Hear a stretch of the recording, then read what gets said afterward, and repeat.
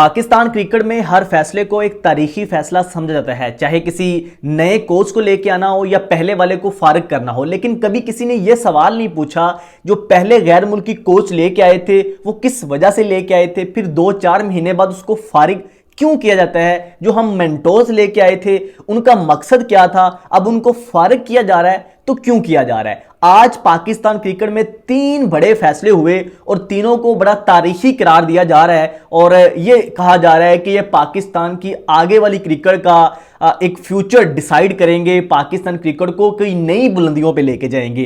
क्या ऐसा पॉसिबल है, इस चीज के ऊपर बात करेंगे। क्योंकि इससे पहले जब जेसन गिलेस्पी थे या गैरी क्रिस्टन थे तो तब भी यही कहा जा रहा था, जब आकिब जावेद आए तब भी यही कहा गया कि अब पाकिस्तान क्रिकेट बदल जाएगी। लेकिन ऐसा क्या हुआ कि 2-4 महीनों बाद ही उनको बदलकर फिर एक नए तजर्बे की तरफ हम चले गए। आज कुछ नए फैसले हुए हैं, 3 बड़े फैसले, तीनों के ऊपर बात करेंगे। सबसे इंपॉर्टेंट कि माइक हैसन जो कि पाकिस्तान की सुपर लीग के अंदर इस्लामाबाद यूनाइटेड के हेड कोच हैं, वो पाकिस्तान के व्हाइट बॉल के हेड कोच मुकर्रर हो गए हैं। इसके अलावा आकिब जावेद जो इससे पहले पाकिस्तान के हेड कोच थे, अब वो हाई परफॉर्मेंस के कोच होंगे। और इसके अलावा एक और बड़ा फैसला कि जो 5 मेंटोर्स पाकिस्तान ने रखे थे डोमेस्टिक के अंदर या चैंपियंस कप के लिए, उनको भी फारिग करने का फैसला किया गया है। ये आज 3 बड़े फैसले यानी पाकिस्तान की पूरी क्रिकेट का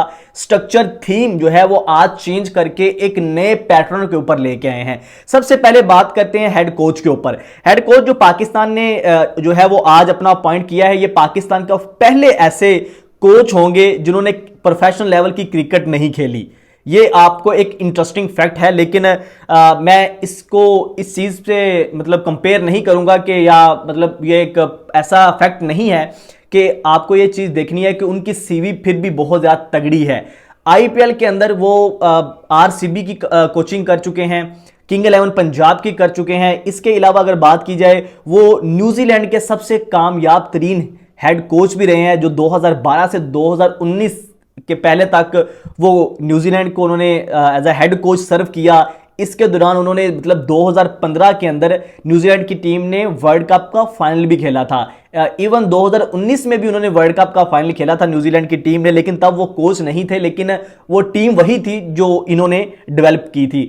इनकी कप्तानी के अंदर न्यूजीलैंड की टीम, इनकी मतलब कोचिंग के अंदर न्यूजीलैंड ने 13 कंसेक्टिव विन का रिकॉर्ड भी अपने पास रखा। इवन इस्लामाबाद यूनाइटेड की टीम ने इस सीजन के अंदर पिछले सीजन को मिला के और अब के सीजन की जो उनकी कंटिन्यूसली अगर आप विन की रेशो देखें तो मुसलसल 10 विन जो है या मुसलसल 10 जीत इस्लामाबाद यूनाइटेड की टीम ने इनकी कोचिंग के अंदर हासिल की हैं। एक मतलब अग्रेसिव कोच माने जाते हैं। आपने देखा होगा कि इस्लामाबाद यूनाइटेड की टीम ने किस अंदाज से इनकी कोचिंग के अंदर जो है वो एक नई अप्रोच लेके आए थे। तो ये एक नए कोच लेके आए पाकिस्तान क्रिकेट बोर्ड अब लेके आया है और ये कहा जा रहा है कि अब ये व्हाइट बॉल के कोच है। अब ये आपने एक चीज माइंड में रखनी है, पाकिस्तान ने भी टेस्ट के लिए डिसाइड नहीं किया, टेस्ट के लिए कौन सा नया बंदा आ रहा है वो भी इस वीडियो के अंदर डिस्कस करेंगे। सबसे इंपॉर्टेंट चीज जो अब मेंटोर्स फारिग किए गए हैं, अब इनका सफर किस तरह से होगा, अच्छा होगा या बुरा होगा, मैं अभी से ये मैं भी नहीं कह सकता और आप भी नहीं कह सकते। लेकिन पॉइंट यहां पे ये है कि चाहे आप कोई भी दुनिया का बड़ा कोच लेके आए, जब आप उसको अच्छे तरीके से काम नहीं करने देंगे, जब आप उसको उसकी मर्जी से काम नहीं करने देंगे, जब आपका जो स्ट्रक्चर है, जो आपका थीम, जो आप कह लेंगे आपके बोर्ड का एक प्लान होता है, वो उसके रास्ते में रुकावट बनेगा, तो फिर जो है वो कोई भी आप कोच ले आए वो मेरे ख्याल में सक्सेसफुल नहीं हो सकता। पाकिस्तान क्रिकेट हर 2 महीने बाद, हर 4 महीने बाद तजर्बे करती है या एक्सपेरिमेंट करती है, जो उल्टा पाकिस्तान क्रिकेट बोर्ड अपने पांव के ऊपर कुल्हाड़ी मारता है। जब हमने जेसन गिलेस्पी और गैरी क्रिस्टन को लेके आए थे तब भी ये कहा गया था ये एक तारीखी फैसला है, ये पाकिस्तान क्रिकेट की सिमत तब्दील करके रख देगा।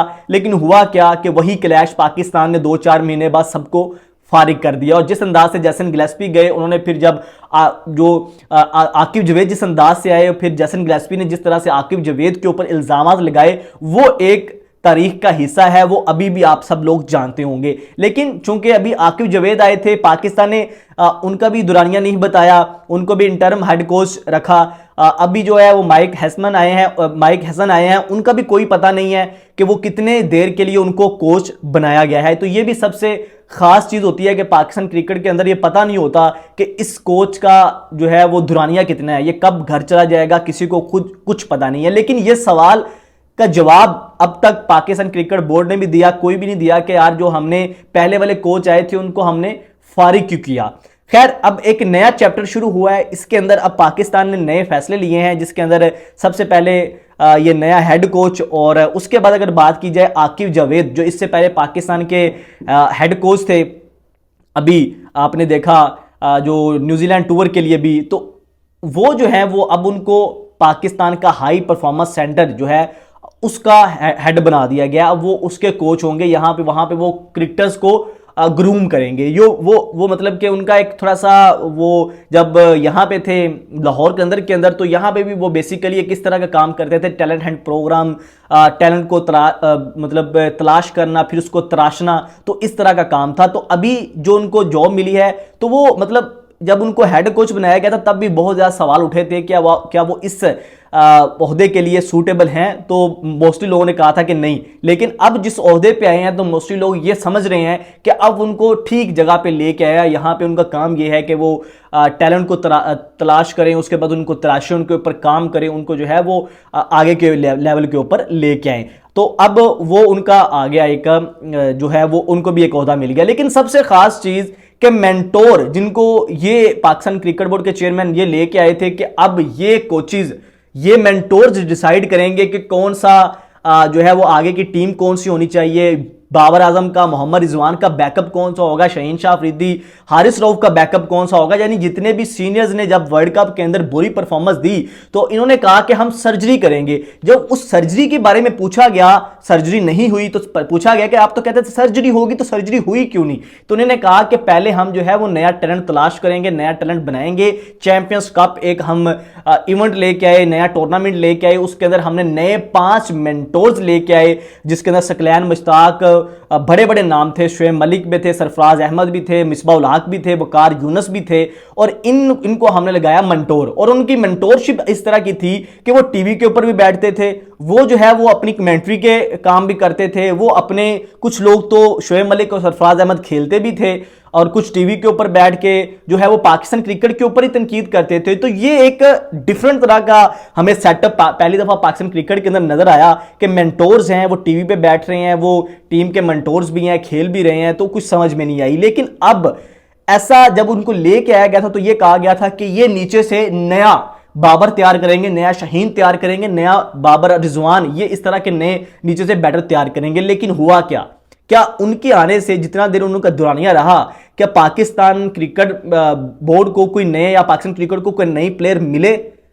कोई एक ऐसा नाम जो इन मेंटोर्स ने दिया हो? नहीं, आपको कोई याद नहीं होगा। लेकिन अब उनको भी फारग करने का फैसला कर लिया गया है कि उनकी रोल खत्म कर दिए जाएंगे। और इसमें एक खास चीज है कि सरफराज अहमद और मिसबाह उल हक को पाकिस्तान क्रिकेट बोर्ड के अंदर नया जो है वो रोल दिया जाएगा, बाकी जो 3 हैं उनको फारग कर दिया जाएगा। शुएब मलिक ने तो शायद पिछले महीने में ही अपना रिजाइन दे दिया था, पर्सनल निजी जो है वो पर्सनल अपनी जो है वो कमिटमेंट की वजह से उन्होंने जो है वो उसके ऊपर रिजाइन दे दिया था। अब पीछे रह गए थे ये 4 लोग, इनको भी फायर कर दिया, जिसके अंदर 2 लोग ऐसे हैं जिनके बारे में ये बताया गया है, जिसमें मिसबाह उल हक हैं और सरफराज अहमद है। इनको जो है वो पाकिस्तान क्रिकेट के अंदर कुछ नए रोल दिए जाएंगे। क्या मिसबाह उल हक टेस्ट के हेड कोच हो सकते हैं? क्योंकि टेस्ट की अभी हेड कोच नहीं पाकिस्तान क्रिकेट बोर्ड ने दिया, मतलब उसका नाम सामने नहीं आया, तो उनको क्या उधर मिलता है ये तो वक्त बताएगा। तो ये अब नई स्टोरी थी आज की, इस पे आप लोगों की क्या राय है कमेंट सेक्शन में ज़रूर बताइएगा। शहरोज़ अहमद को इजाज़त दीजिए, अल्लाह हाफिज़।